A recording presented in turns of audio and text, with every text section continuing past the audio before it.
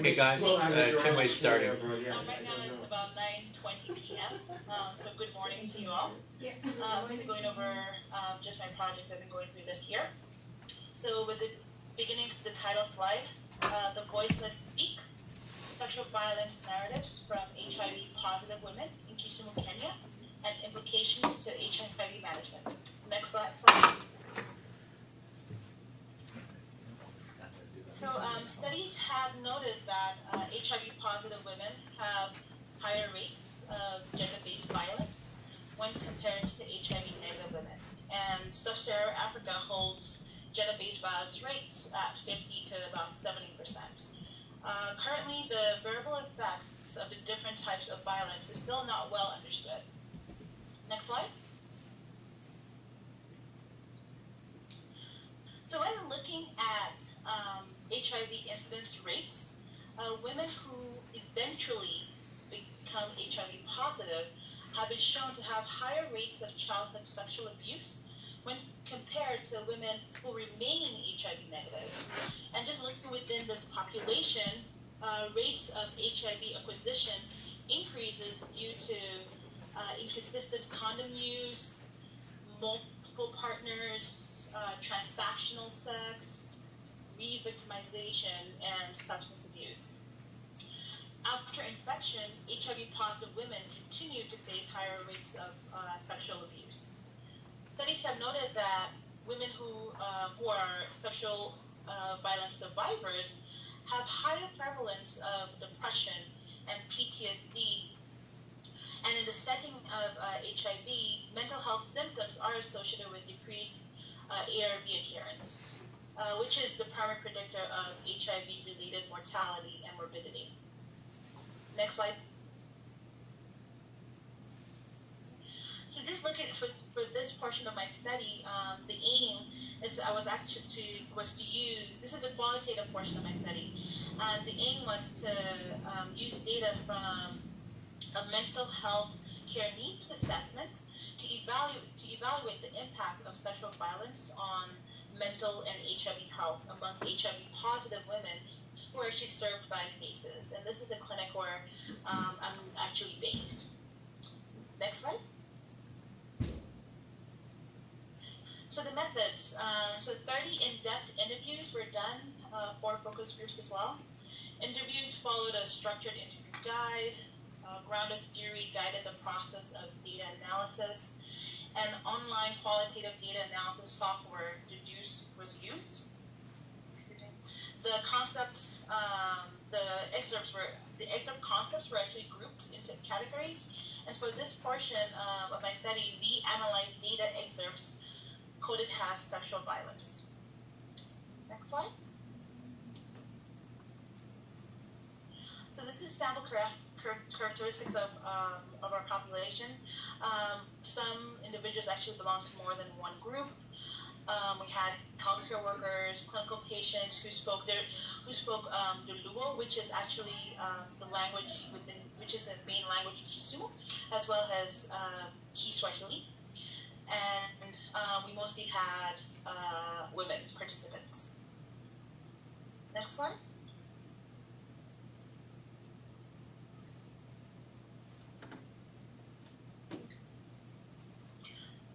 So although the parent study was actually not designed to question participants extensively on sexual violence, 76% of interviews referenced sexual violence against HIV-positive women, and the context of the sexual violence described included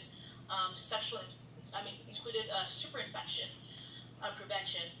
Can anyone define HIV superinfection within the group? What is HIV superinfection? Joel has his hand. Then I don't count.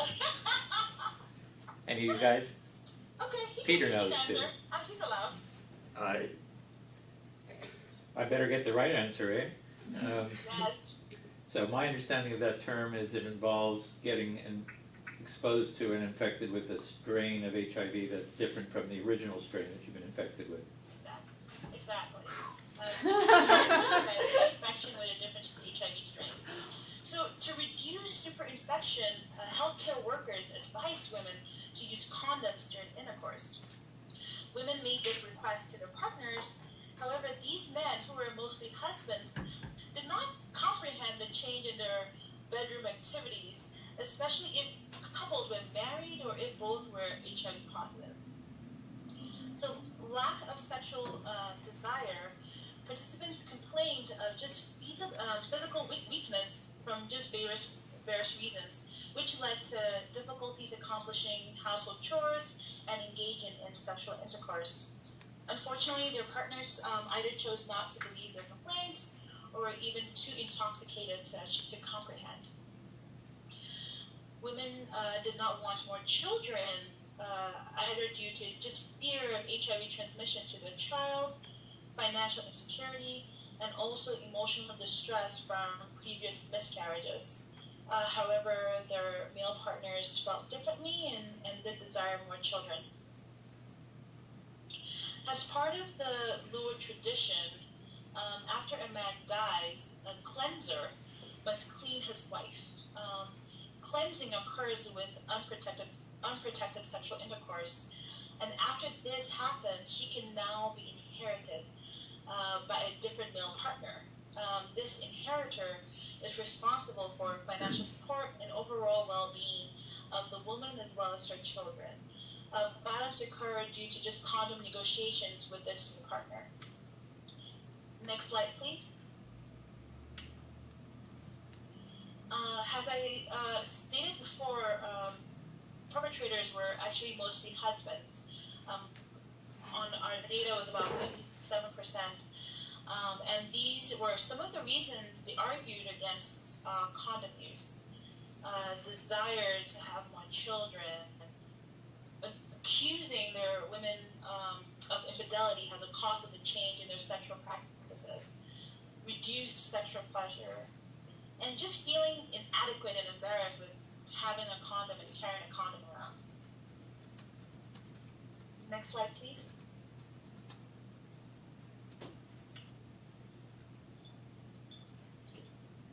So, as the parent study was actually designed to Chinwe, we have a question. Sure. Speak up. On the previous Or slide, I'll lay it. when with regard to the partners not wanting to use condoms, there was something about once being enrolled, that became an issue. What did that mean? Enroll in the study, or with regard to like carrying condoms? It was in the quote. Can you hear that, Chinwe? I'm sorry. I did not hear it at all. So on the previous slide, there was something about being enrolled in the study. Like the first line is, we were both enrolled under embarrassment from carrying condoms. And so Alicia wanted to know if it was related to enrollment in the study or enrollment defined differently. Okay.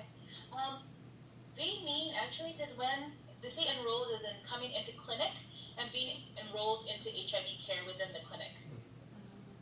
So it's not enrolled into the study, it's just enrolled into Lumumba Clinic, the main basis clinic. So would carrying the embarrassment from carrying condoms be like a signifier that they are a part of that clinic then? So would the embarrassment from carrying condoms be a signifier that they're in that clinic? No, it will not be a signifier they're in the clinic. It's just based on the excerpts within the study. It's just having condoms, because within, like, just overall within the studies, it was noted that most people who tend to use condoms tend to be prostitutes and unclean people, and so a lot of men felt that within a marriage context, this is your wife. There shouldn't be any need to use a condom because she shouldn't be sleeping around with other men. So it wasn't really, it's just feeling unclean with holding a condom. Okay. Does that make sense? Hello? Oh yeah, that was clarified. Thank you. Yeah. Thank you. Any other questions before I move on? Go ahead. So so next slide, so this slide should say mental health problems. So as part of the parent study, it was actually designed to look at overall gender-based violence and not specific to sexual violence. So it was difficult to separate the effects of sexual violence on mental health compared to just gender-based violence overall. But these are some of the major problems that were stated within the study. So sadness, worthlessness, memory difficulties, sleep disturbances, anxiety, feeling alienated from other people. Next slide. And these are some of the effects of abuse on HIV health. ART defaulting, so just not taking their medications. But even with complete adherence, women actually still had low CD4 counts. And this was in the setting of gender-based violence associated with stress. Next slide. Chinwe? In summary, One question, Chinwe. So it's Joel. Could you say that again? So despite being on effective ART, they still had poor elevation in CD4 count? Was that with an undetectable viral load? Could someone? Oh, yeah, so even when they were on ARTs, you said that there was an increase in CD4 count. Is that with an undetectable viral load? Was that? With a low increase in CD4 count. Low increase in CD4 count. So was Low CD4 count. right, but do those women have undetectable viral loads? That I honestly do not know. That was not looked at. So how do we know that the women were actually taking the ART? How do they know that the women were actually taking the ART? That was not that's a good question. That was not actually assessed. The requirements, because down here the requirements for viral load testing has been it's recently changed. It's been like once every year and then yearly. Before they assessed ARV adherence and treatments, like optimal treatment based on their CD4 counts and not their viral load.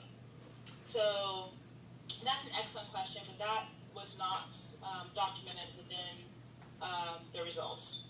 Right. So the question is it possible that the stress is leading to poor compliance with ART as opposed to ineffective ART even when taken properly? So the question is whether the stress is associated with poor compliance with the ART rather than not taking the ART properly. No, rather than poor effective, even if taken properly. Poor effectiveness, even if taken properly. All right. One more time. Question. Okay. So Yeah, we'll have people come up to ask that question. It's harder than I think. Adam's doing a terrific you job. did a great job on it. The question, Chinwe, maybe I misunderstood what you said, but I thought you said that even though the women are taking ART and are compliant, that there's a poor CD4 response. My question was whether we know that the women are actually taking it with full adherence, or is it truly a case where the CD4 response is bad even though they're taking the the ART the way they're supposed to due to factors such as violence-related stress? Within phases of the way they assess taking your ARVs or ARTs is just through self-disclosure as well as sometimes pill counts, and so pretty much trusting that this person is telling the truth about how they're taking the ARTs. So viral load testing at this point was not being done. So just based on self-disclosure of how they're taking the ARVs, and these women stated that they were being complete adherent to their medication, and their lab results for the CD4 count. I guess the paper suggested that it was due to gender-based violence associated with stress. Okay. Does that make sense? It does, though one wonders whether maybe women who are depressed or stressed might not be accurately reporting their ART usage. So you wonder if women who are depressed or stressed might not be accurately reporting their ART usage. Previous studies that women who are stressed or women who have history of trauma have not report either forgetting even that they're not taking their ARTs or choosing not to take the ART because they themselves are suicidal and not caring about their overall health. And that I noted in previous study through lib reviews. However, I guess looking at the data that the parent study found, this was their suggestion on why. This was their suggestion that if women are taking their ARTs completely, like you might still be able to see reduced CD4 counts. But you are right. It could easily be that they were being dishonest about taking their ARTs. Okay, thanks. Thanks, Chinwe.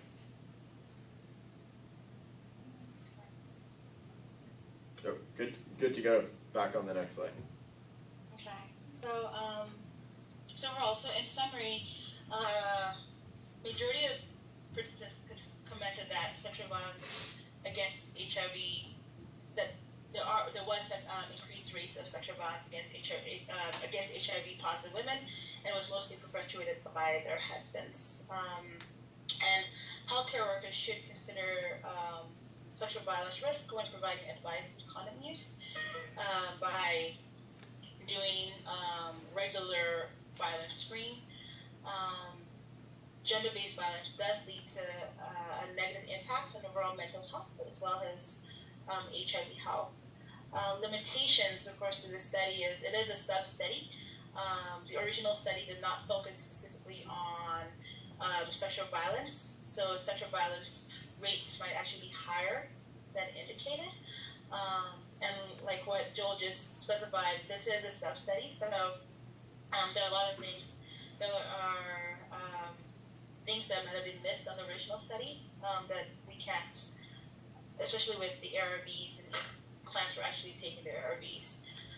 The location, overall, this was only done in one location, so it's hard to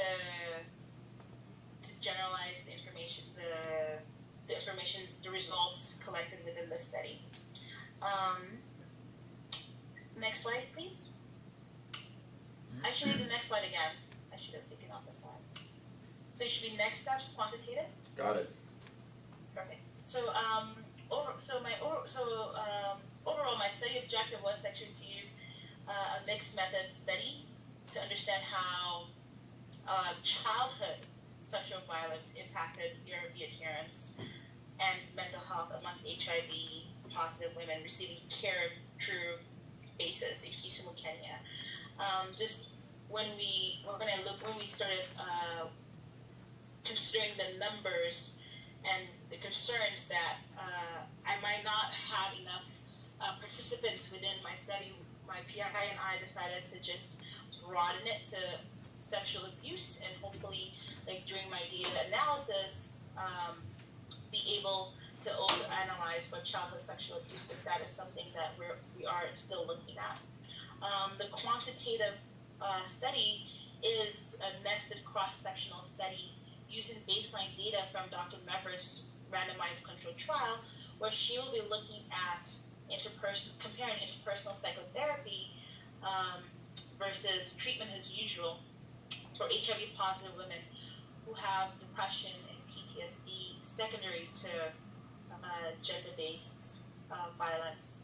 So looking at the slides, we hope to recruit about 220 participants for the study, and the inclusion criteria includes HIV positive women, age greater than 18, attending basis Lumumba for HIV services. They're able to attend weekly therapy sessions. The sessions will go for about 12 weeks and are diagnosed with depression and PTSD. Could you click again? So within the orange or red box, I will specifically be looking at the sexual violence within our participants and looking through the mental health measures as well as ARB adherence. And ARB adherence here will actually be assessed through viral load testing. So this was to start in January of 2015. But due to some obstacles that arose during the initial start of the study, it's caused a delay to the start time. So we are officially restarting the study now. Next slide. I don't want to go through like the details of what has occurred, but I definitely wanted to focus on what I personally have learned during the course of just setting up the study. So pre-study, just before you start the study, site policies and procedures. And this is just overall taking the time to understand the site, the hierarchies within the hierarchy within management within the site, whichever site you decide, understanding their policies, and this is policies with everything, including hiring staff, paying staff, using their clients or patients for your study, the procedures in figuring out which patients are actually part of the study and what information is needed. Site infrastructure, this is just evaluating the resources you actually need for your own study and looking at each site to decide what resources they have and how they are able to accommodate your study and what you need to bring in or what you need to start and implement the study. Engaging stakeholders early, talking to the directors, like for our site specifically, the directors of the clinic, and just making sure they understand what your study is all about and ways they themselves can also actually help you launch your study. And then during the study, educating the personnel on just overall like study protocol for them to understand why they're asking questions and why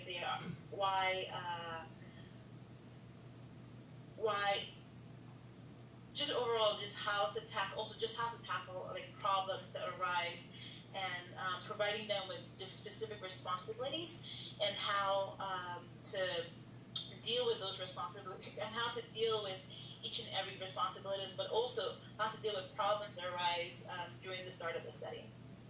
I am coming back May 15th and we'll be collecting that data while I'm actually in the US. So, any questions before I move to the other portions? Because this is completely different. No question. So I just wanted to do a quick preview of things I will miss because I am leaving here on May 15th. So things I will miss. Next slide. Overall, these are people who work within FACES. So the FACES staff who have become friends and families. Next slide. Next slide. Okay. Next slide. Okay. What is I it? will definitely miss the food. That is there, the white stuff sugali, meat, kale, which is called sukuma. That costs about $150 bob, which is $1.50-ish. Just not bad. It's been my lunch for the past few months. Next slide. I will miss my kickboxing instructor.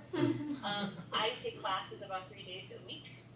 It costs $5 per class. So this is a luxury that will completely end when I get to San Francisco. Things I will not miss. Next slide. I will not miss my mosquito net, and I will not miss the mosquitoes that have been torturing me for the past few months. Next slide.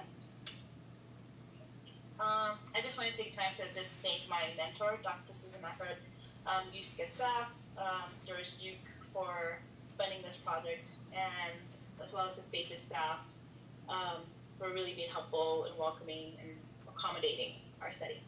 Thank you. Applause heard around the world, Chinwe. Anybody have any questions for her? Thank you, Chinwe. Thank you. Sorry, Thank you. did I cut you off? No, Okay. no, just wanted to thank Chinwe too. Do you want to try and get Joy on because she hasn't received